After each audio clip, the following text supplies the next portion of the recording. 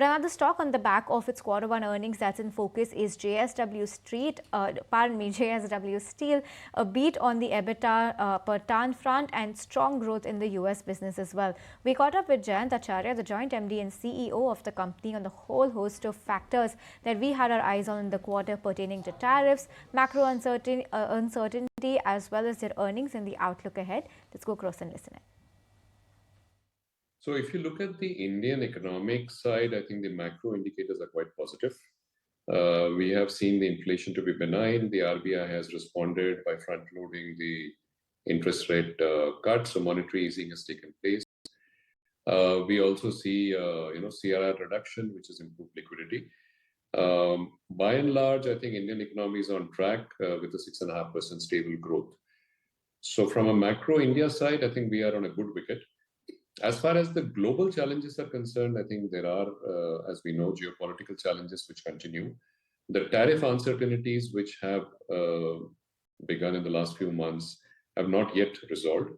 That uncertainty is creating, I would say, some wait and watch by many in the market. India stands the risk of trade diversion because India is the fastest growing economy today, and also from an Indian steel demand point of view, we are the fastest growing. So therefore, I think we need to keep a watch on how the trade flow diversions happen. We should not have them landing up in India. So the safeguard duty has been beneficial, has helped us because it was at the right time. The government has taken this step. We have seen moderation in imports, and the prices in the markets in India have risen from the low of the last 2 quarters. So we have seen that improvement playing into our results as well.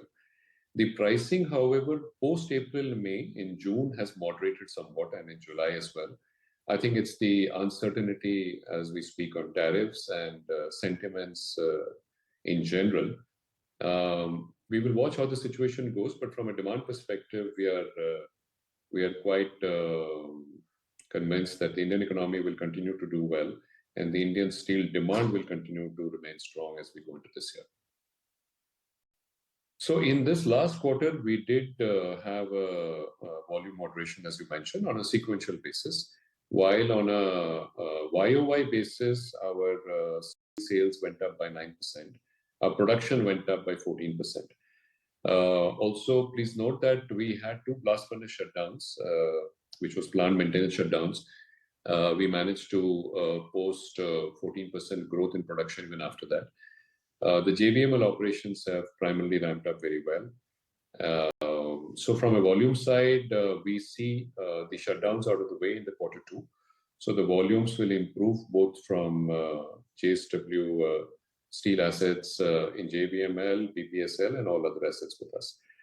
On the demand side, which sectors will grow? I think, monsoon, as you rightly said, has an impact on infrastructure and construction. The good thing is that the government capex in April and May was quite strong. So therefore, we feel that the government capex of 11.2 trillion, which was announced in the budget, remains on track. That will propel demand in infrastructure, construction, and many other manufacturing activities. The other thing which is positive is that the capacity utilization, if you see, for the various manufacturing sectors are up to about 75%, and private investments are now starting to pick up.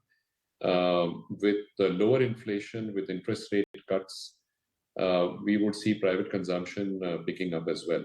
So I would say that the demand primarily should increase across sectors, maybe slightly lower in the July-September, lower in the sense of slightly lesser increase than what you would see in the second half of this year. For the full year, we would expect 8 to 9% growth in demand. So the steel prices did go up between March to May. However, in the month of June and July, it's moderated. Primarily the geopolitical challenges, the tariff uncertainties, and impacting sentiments at large.